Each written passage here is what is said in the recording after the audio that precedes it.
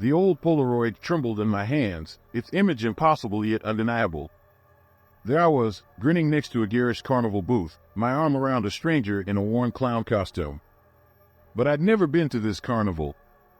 Hell, I'd never even seen a carnival like this in our small town. The date scrawled on the photo's edge made my blood run cold. Tomorrow.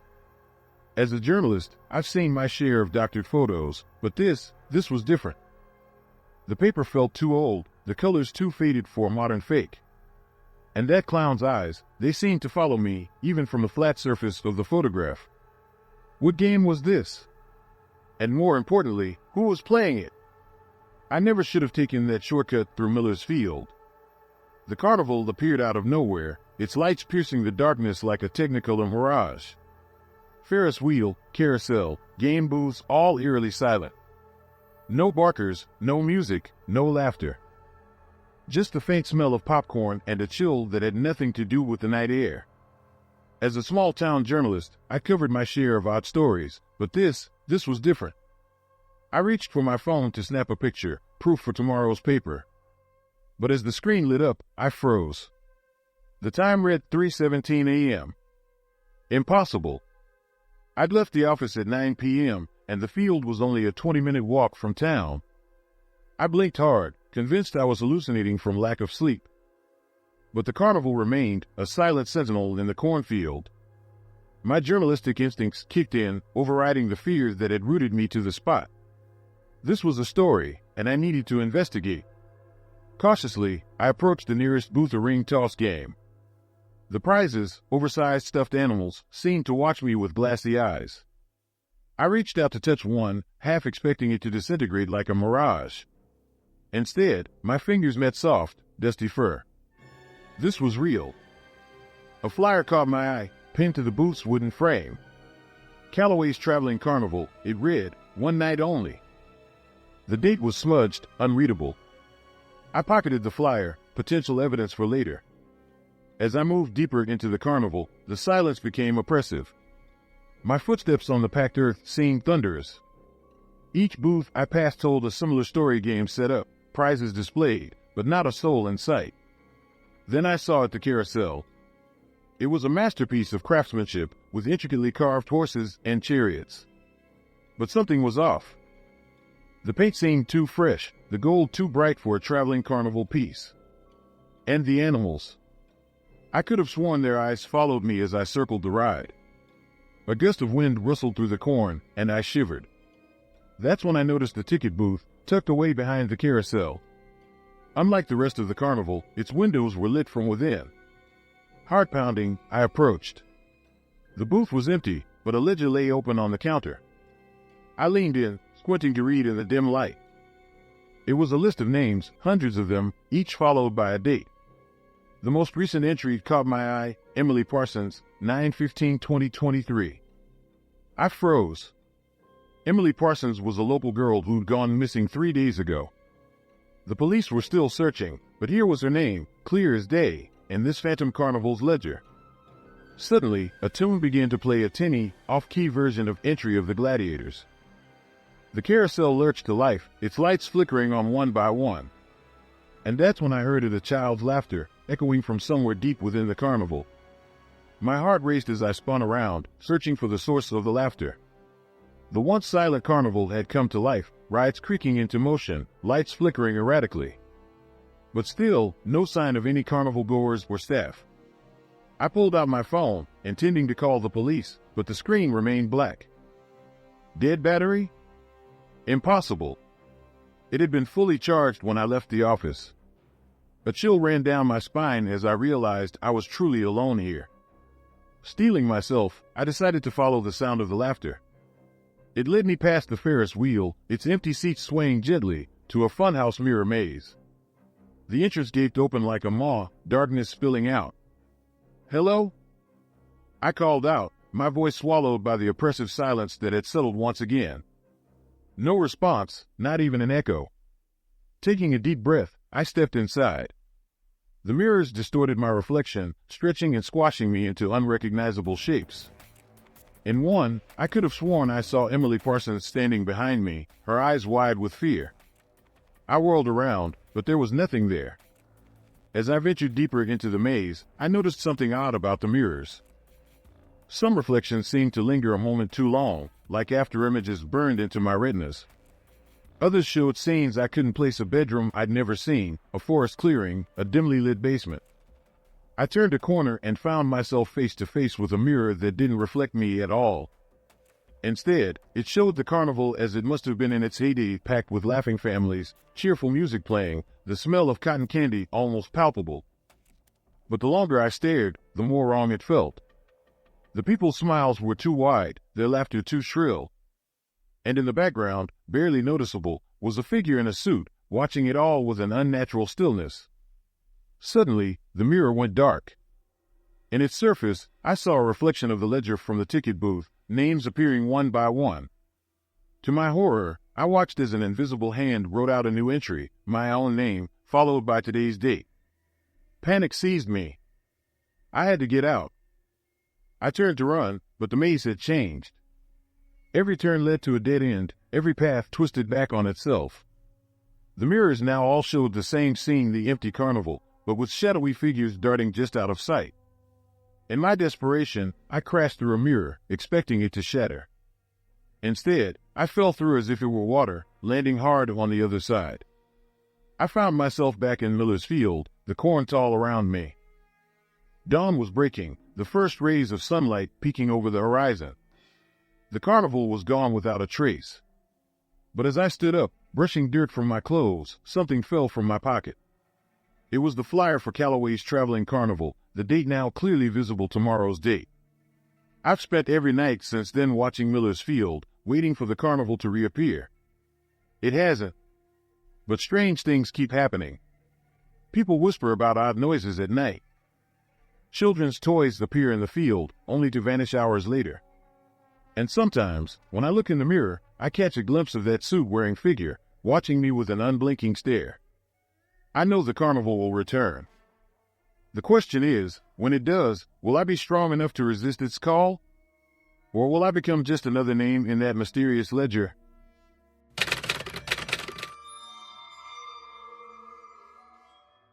The smell of grease paint still makes me gag. It's been 5 years since Tommy's 10th birthday party, but the memories haunt me like a recurring nightmare. I thought hiring a budget clown would make my son smile again after the divorce. Instead, it unleashed a terror that still echoes in the laughter of children. They say ignorance is bliss, but trust me, some things are better left unknown. If only I trusted my gut when I saw those dead eyes behind the painted grin. Now, I can't shake the feeling that Giggles left more than just scars that day.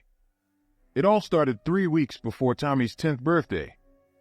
I was scrolling through local entertainment options, my coffee going cold beside me, when I stumbled upon an ad that seemed too good to be true. Giggles the clown, bringing joy to your door. The prices were surprisingly low, and the reviews, though few, were glowing. In my sleep-deprived state, juggling a full-time job and single parenthood, it seemed like a godsend.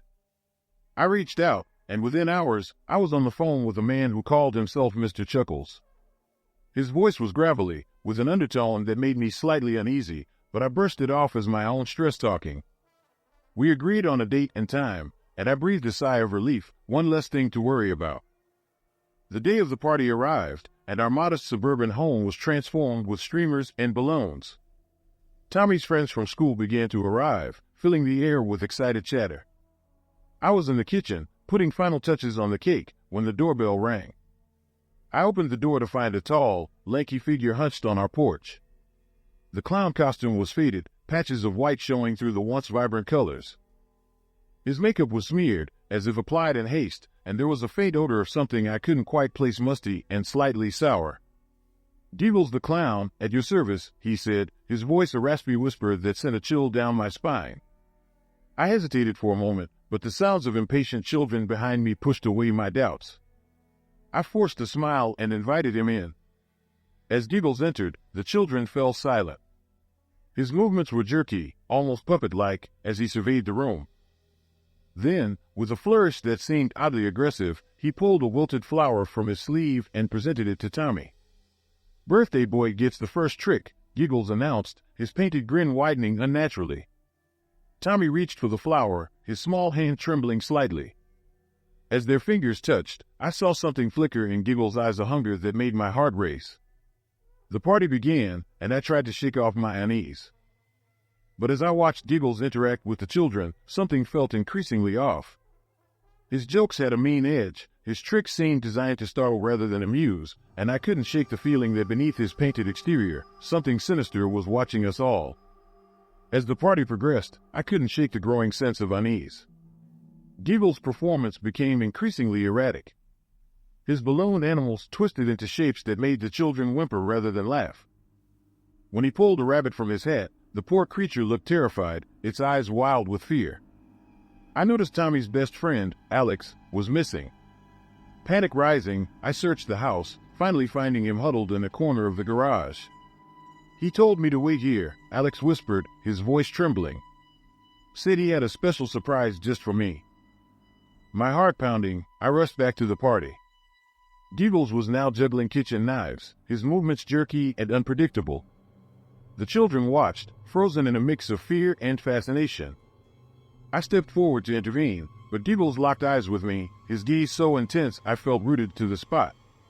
"And now," he announced, his voice dropping to a menacing growl, "for my grand finale." He reached into his oversized pocket and pulled out a small, ornate box. The room fell silent as he opened it, revealing a swirling mass of something. I squinted, trying to make sense of what I was seeing. Suddenly, Mrs. Peterson, our elderly neighbor who'd been helping with the party, gasped. Those are bugs," she cried out. Before I could react, Giggles flung the contents of the box into the air. A cloud of insects, cockroaches, beetles, and other crawling horrors rained down on the screaming children. Chaos erupted. Kids were crying, parents were shouting, and through it all, Giggles stood motionless, that unnerving smile still plastered on his face. I lunged for Tommy, scooping him up as he sobbed uncontrollably. As I turned to confront Giggles, I saw him slipping out the back door. I handed Tommy to Mrs. Peterson and ran after him, my fear turning to anger.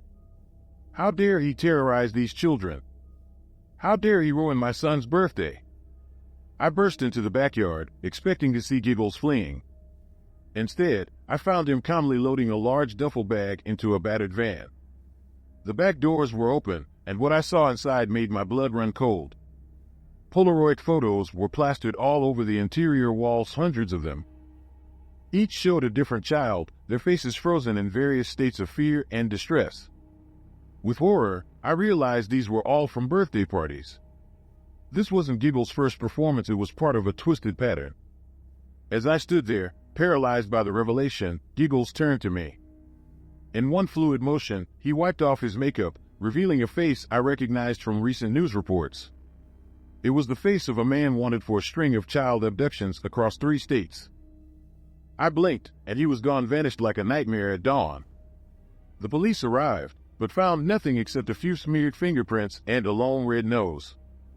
They assured me they'd investigate, but their eyes held doubt. Days turned to weeks, and life slowly returned to normal. But sometimes, when the night is quiet, I swear I hear distant, manic laughter. And Tommy? He doesn't talk about the party anymore. But I found him in his room, practicing magic tricks with an intensity that chills me. I can't help but wonder, did Giggles leave more behind than just fear?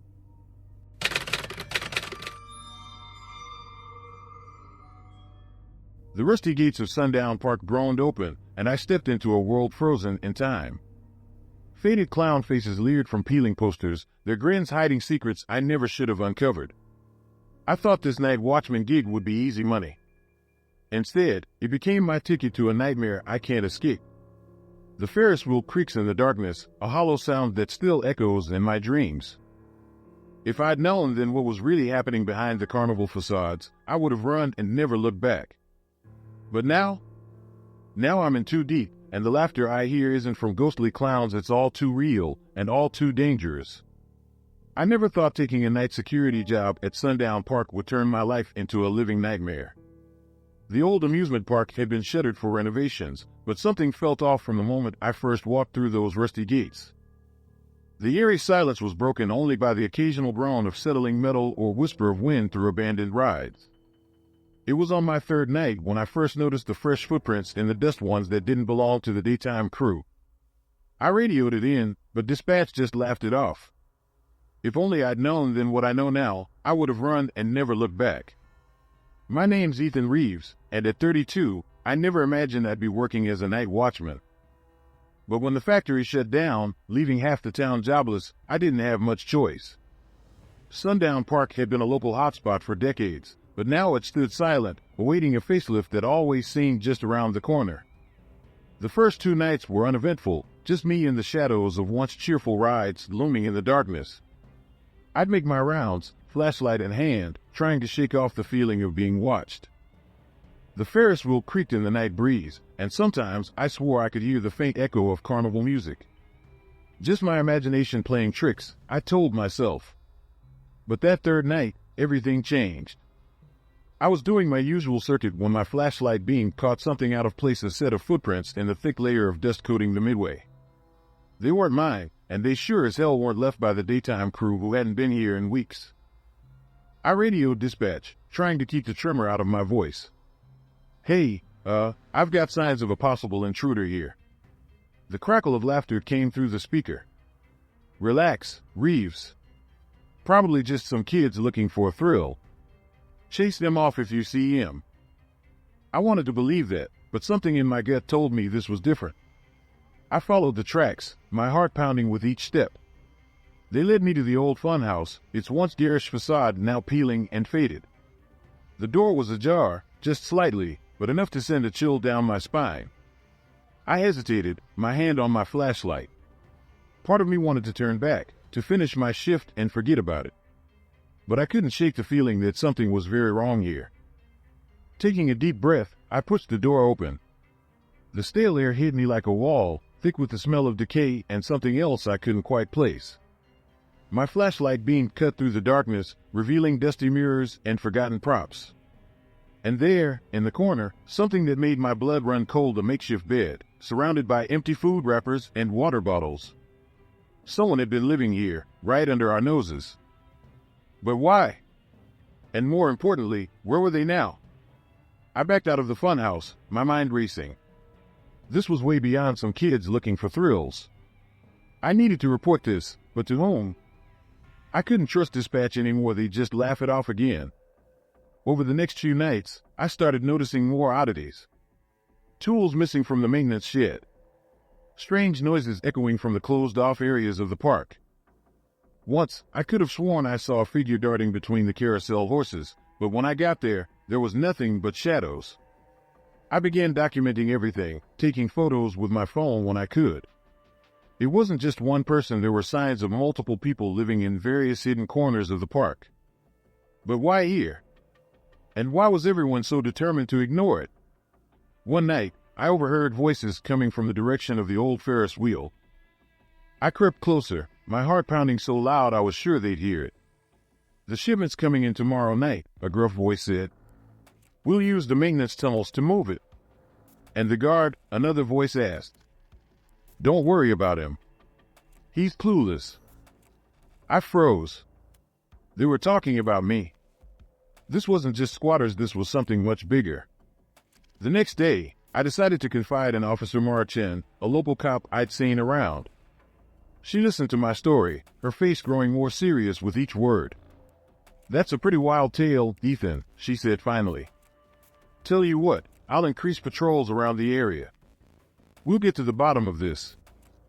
I felt relieved, but it was short-lived. That night, I decided to investigate the maintenance tunnels myself. Armed with my flashlight and phone, I descended into the dark underbelly of Sundown Park. The tunnels were a maze, damp and musty. As I turned a corner, I heard voices again. I switched off my flashlight and pressed myself against the wall, listening. "Everything's set for tonight," someone said. "Once this shipment's out, we're in the big leagues." I leaned forward, trying to hear more, when suddenly a hand clamped over my mouth. I struggled, but whoever had me was strong. They dragged me into a dimly lit room filled with crates and what looked like drug manufacturing equipment. Well, a familiar voice said. "Looks like our night watchman isn't so clueless after all." Officer Chen stepped into view, but her friendly demeanor was gone. She looked at me with cold, calculating eyes. "You just couldn't leave well enough alone, could you, Ethan?" she said, shaking her head. "We had a good thing going here. The whole force is in on it. This park? Perfect cover for our operation. No one looks twice at an abandoned amusement park." My world spun. The entire police force was corrupt? I was in way over my head. "So," Chen said, pulling out her gun, "what are we going to do with you?" I managed to escape that night, but I knew my life would never be the same. I fled town immediately, always looking over my shoulder. Sometimes, I still hear the distant echo of carnival music in my dreams, a chilling reminder of the darkness lurking behind Sundown Park's cheerful facade. I've tried to move on, to forget, but the weight of what I discovered haunts me. And on quiet nights, when the wind blows just right, I can't shake the feeling that they're out there, watching, waiting. Did I really escape, or am I just living on borrowed time? Like the story? Hit like and subscribe. See you in the next story popping up on your screen at this exact moment.